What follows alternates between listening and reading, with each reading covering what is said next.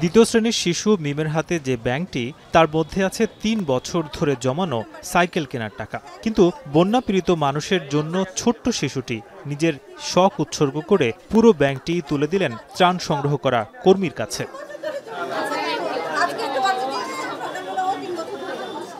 স্কুলের টিফিনের টাকা দিয়ে এটা আমি জমিয়েছি সাইকেল কেনার জন্য।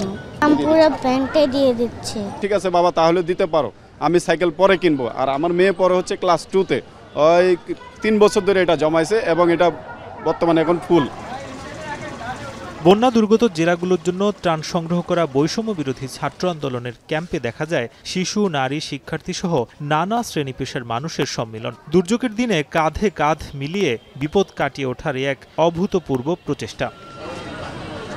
বিসিসির মেম্বাররা সবাই মিলে আমরা আসলে একসাথে আমরা টাকা পয়সা কালেক্ট করছি এবং ওখানে বসে আমাদের অফিসে বসেই বিভিন্ন সামগ্রী কিনে আমরা আসলে প্যাকেট করে নিয়ে আসতেছি। আমি তো নিজে বেশি হাঁটতে পারি না, তাই আমি মনে করছি যে একটু ছেলেগুলোকে দেখেও আসি আর নিজের হাতে দিয়ে আসি, স্যাটিসফ্যাকশন। আমরা দিতে থাকবো। আমরা এখানে এখন 600 পিস পানি আনছি, যে 50 কেজ বলে আর কি, এটা আমরা আরও দিব। সেই মাটির ভ্যাংটা ভেঙে আমাকে 600 সামথিং হয়েছে, আমাকে দিয়ে দিয়েছে এবং বলছে বাবা তুমি এটা দিয়ে দেওয়া।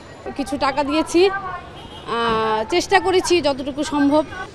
টিএসসিতে বৃহস্পতিবার থেকে শুরু হওয়া ত্রাণ সংগ্রহ কার্যক্রমে একদিনে নগদ অর্থ উঠেছে প্রায় 30 লাখ টাকা।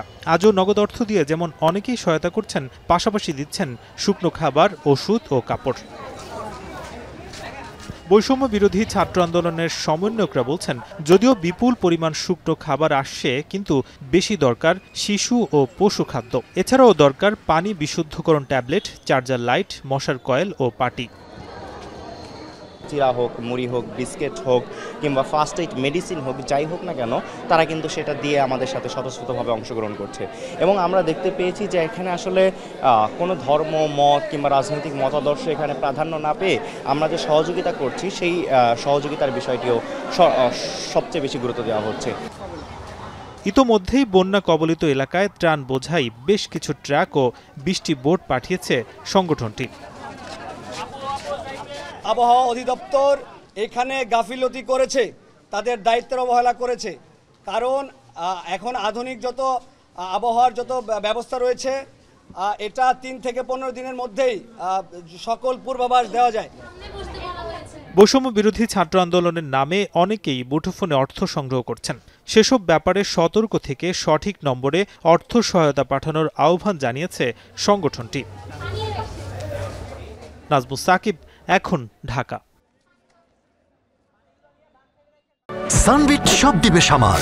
সানবিট ম্যাজিক প্রেস ডিশওয়াশিং এর মাথা ঘোরানো সলিউশন।